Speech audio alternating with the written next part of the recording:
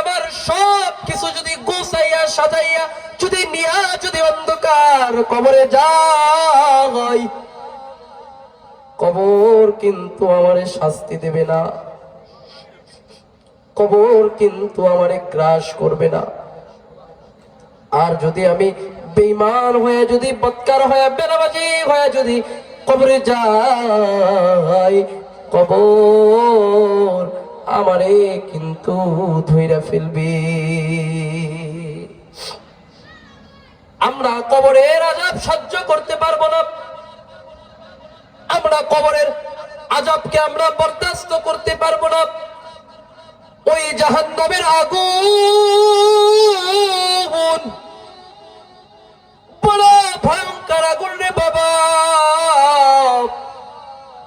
ওই জাহান্নামের আগুন আমরা বরদাস্ত করতে পারবো না, জাহান্নামের শাস্তি আমরা বরদাস্ত করতে পারবো না।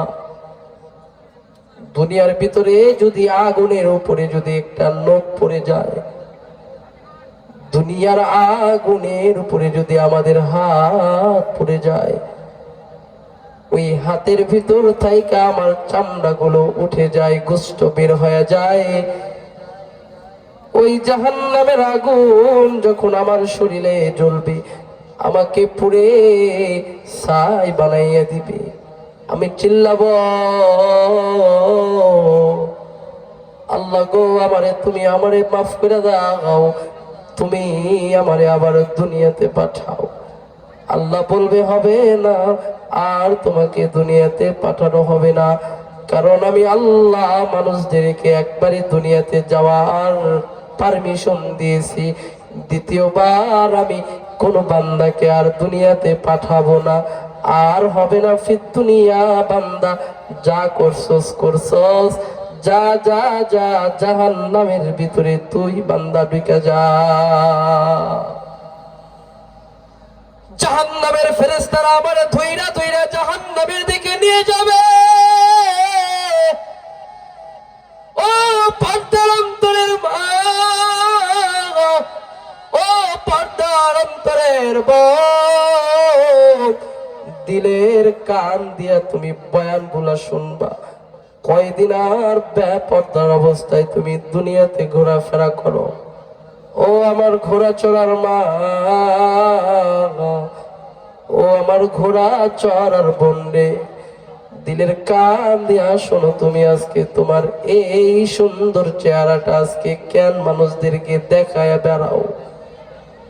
মালিক তোমাকে এত সুন্দর চেহারা দিয়েছে, মালিক তোমাকে এত সুন্দর শরীরের গঠন দিয়েছে, তোমাকে মানুষের সামনে ওপেনে ঘোরার জন্য নয়। এই সুন্দর চেহারা পর্দার ভিতরে রাখতে বলছেন আল্লাহ। এই সুন্দর শরীরটাকে আল্লাহ পাক তোমাকে পর্দার ভিতরে আবদ্ধ করে রাখার জন্য বলছে। আল্লাহ তাআলা মানুষের সামনে দেখানোর জন্য বলে নেই। ও আমার ঘোড়া চড়ার মা, তুমিও তো মা। হযরতে ফাতেমা তো একজন মা ছিল, তুমিও তো মা। হযরতে আয়েশা তো একজন মা ছিল, তুমিও তো মা। খাদিজা তো মা ছিল। তারা কেমন মা ছিল, আর আজকে তুমি কেমন মা হইছ? তোমার ভিতরে আল্লাহ পাকের ভয় তোমার সিনার ভিতরে নাই, নবীজির সুন্নাত তোমার সিনার ভিতরে নাই, আল্লাহর ভয় তোমার কলিজার ভিতরে নাই। বাবা, তোমার কি মৃত্যু হবে না? তোমার কি 70 বছর তুমি দুনিয়াতে থাকতেছো, তুমি মনে করতেছো আমি 100 বছর আল্লাহর দুনিয়াতে থাকবো? না না না, 100 বছর তুমি দুনিয়াতে বাঁচবা না। সর্বোচ্চ তুমি 60 বছর আল্লাহর দুনিয়াতে বাঁচবা, সর্বোচ্চ তুমি 70 বছর আমার আল্লাহ পাক তোমাকে দুনিয়াতে জীবিত রাখবে।